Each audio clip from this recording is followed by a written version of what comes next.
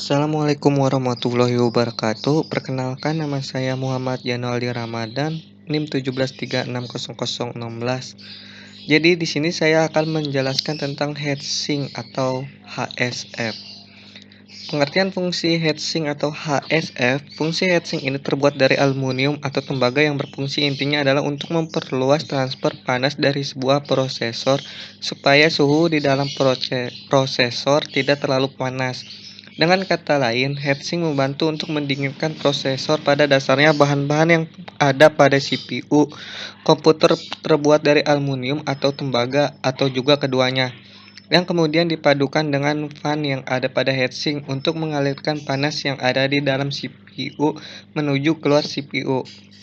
Apabila kinerja heatsink bagus dalam mengontrol suhu udara di dalam komputer, maka performa komputer pun juga akan baik. Jadi, fungsi heatsink itu untuk memperdingin prosesor untuk performa komputer yang akan jalan lebih baik. Cara bekerja heatsink.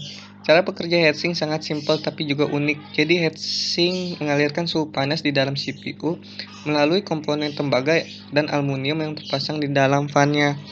Kemudian suhu panas yang menempel tersebut akan tersapu oleh angin dari si fan yang berputar. Pengusiran panas ini terbilang cukup unik karena awalnya suhu panas tadi harus terlebih dahulu diperangkap di dalam komponen tembaga dan aluminium yang dimiliki oleh si heatsink.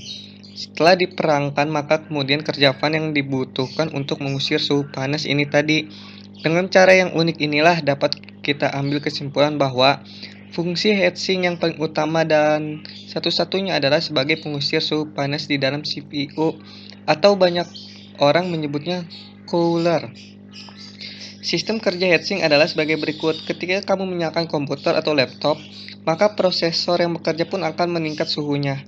Nah, disinilah peran heatsink mulai bekerja untuk mendinginkan suhu di dalam prosesor. Komponen penyusun heatsink. Tembaga. Tembaga merupakan logam yang memiliki konduktivitas tertinggi kedua setelah perak. Dikarenakan harga yang mahal, produsen lebih banyak menggunakan tembaga untuk membuat heatsink. Harga tembaga yang relatif mahal dan berat, massa yang lebih berat dari aluminium, membuat produsen tak banyak menciptakan heatsink dari tembaga. Aluminium. Meskipun memiliki tingkat konduktivitas di bawah tembaga, namun aluminium memiliki kemampuan untuk mengurai atau melepas panas dengan baik. Dengan harga yang lebih murah, aluminium banyak digunakan di pasaran membuat heatsink. Gabungan antara tembaga dan aluminium. Produk terbaik dihasilkan dari gabungan keduanya, aluminium dan tembaga. Di satu sisi tembaga dapat menyerap panas, dan kemudian aluminium dapat melepaskan panas. Jenis-jenis dan fungsi heatsink. Saat ini adalah banyak jenis-jenis heatsink di pasaran. Masing-masing jenis ini pun memiliki karakteristik yang unik meskipun dengan fungsi yang sama, yaitu mendinginkan CPU. 1. Heatsink casing. Heatsink ini juga disebut heatsink yang paling biasa. Cara kerjanya dengan mendapatkan aliran udara di dalam casing. Hal ini membuat kinerja menjadi tidak optimal karena sangat bergantung dari besar kecilnya aliran udara di dalam casing itu sendiri. Kemungkinan permasalahan akan timbul ketika terjadi gangguan udara di dalam casing dapat menyebabkan prosesor menjadi semakin panas dan mengakibatkan komputer tidak dapat bekerja dengan optimal. Disinilah fungsi heatsink yang satu ini sedikit diragukan sehingga banyak pengguna komputer yang lebih memilih komputer atau CPU yang memiliki tipe atau jenis heatsink yang lain. Heatsink fan (HSF). Heatsink ini sebenarnya bekerja seperti heatsink pada umumnya, namun dilengkapi dengan kipas atau fan. Kipas yang ada pada heatsink ini dapat menjangkau VGA sehingga berfungsi untuk mendinginkannya sekaligus. Jadi tak hanya prosesor, namun VGA pun dapat didinginkan dengan heatsink ini. Fungsi kerjanya sama, yaitu dengan menangkap panas dan kemudian suhu panas akan dialirkan keluar dengan kipas heatsink yang ada. Water cooling atau liquid cooler. Heatsink tipe ini menggunakan water cooling untuk mendinginkan CPU dan menetralisir udara di dalamnya sehingga tidak terjadi overheating. Overheating sendiri sering terjadi apabila prosesor dipaksa untuk bekerja dengan maksimal. Teknik pendingin yang digunakan pada heatsink ini adalah dengan menggunakan water block yang dipasang ke pengait prosesor pada motherboard dan radiator.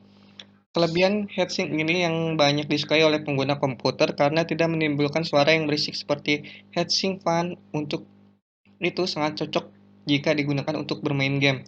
Banyak pemain game yang menggunakan komputer atau CPU yang di dalamnya menggunakan water cooling heatsink untuk menunjang dan bermain game di kala senggang. Yang keempat, dry ice cooler dan nitrogen cair. Heatsink berikut yang memiliki sedikit unik dan hanya digunakan ketika memasang sudah sangat genting. Biasanya dalam keadaan seperti ini, motherboard harus segera dibuka dan ditangani dengan cepat. Dry ice cooler, nitrogen cair. Bagaimana cara keduanya bekerja? Prinsip kerjanya sangat simpel. Prosesor yang akan didinginkan hanya perlu ditempelkan langsung dengan dasar tabung tembaga yang diisi dengan dry ice atau nitrogen cair. Proses ini biasanya hanya dilakukan apabila prosesor mengalami overclock sehingga udara yang dihasilkan akan sangat dingin. Overclock sendiri adalah kondisi di mana komputer sudah sangat panas ketika dipaksa untuk bekerja secara maksimal. Pada situasi tersebutlah solusi yang dibutuhkan adalah dengan menggunakan dry ice dan nitrogen cair untuk mengembalikan suhu udara di dalam prosesor yang sempat naik. Terima kasih.